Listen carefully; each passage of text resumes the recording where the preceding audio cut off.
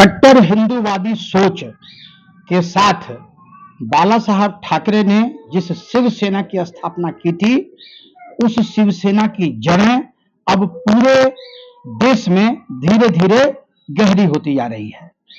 इसी क्रम में बिहार के नवनियुक्त शिवसेना के अध्यक्ष, हालांकि शिवसेना को लेकर अभी थोड़ी भ्रांतियां हैं। शिवसेना में दो गुट हैं, शिंदे गुट, उद्धव ठाकरे गुट। हालांकि शिंदे गुट के जो लोग हैं वही अपने आप को असली शिवसेना मानते हैं।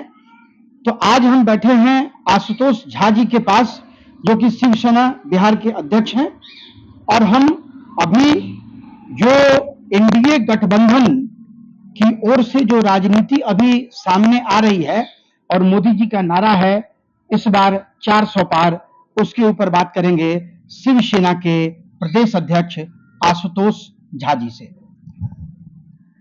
सर, स्वागत है आपका हमारे चैनल पे। धन्यवाद धन्यवाद। क्या लगता है सर, शिवसेना एनडीए गठबंधन 400 पार? एकदम बिल्कुल, देश में 400 पार और बिहार में 40 में 40।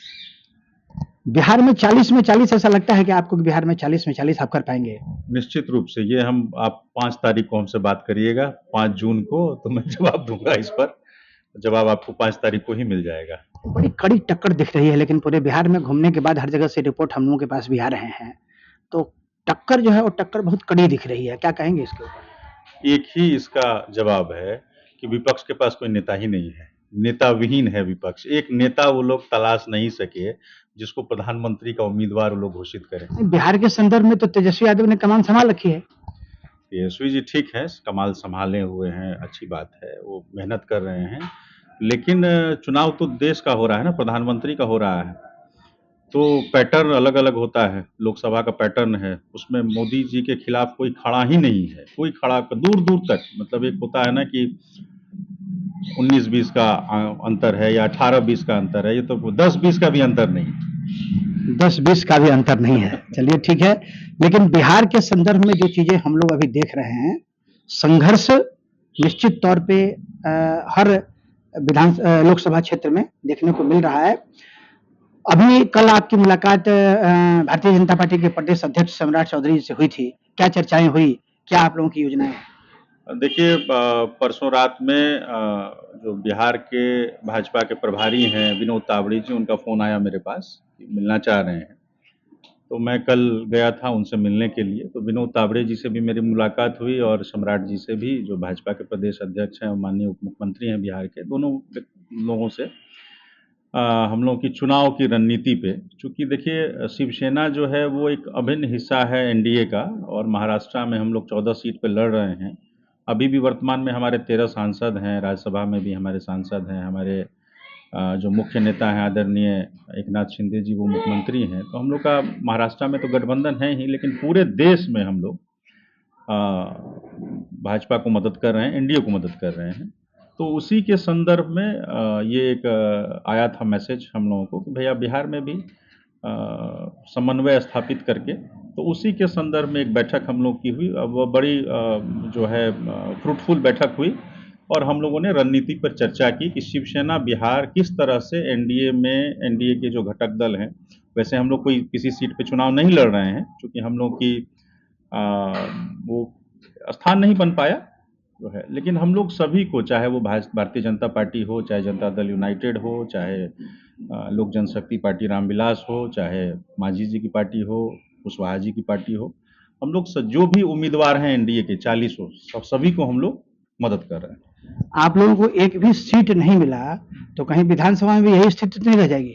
नहीं, देखिए, विधानसभा का जब आएगा तो देखा जाएगा। लेकिन हम लोगों का तो ये है कि महाराष्ट्र में तो 14 सीट हम लोग को मिला ही है। हम लोग महाराष्ट्र में मजबूत हैं। यहाँ भी अगर हम लोग और मजबूत होंगे और हम लोग इस पोजीशन में रहेंगे तो निश्चित रूप से विधानसभा में तो मिलेगा सीट।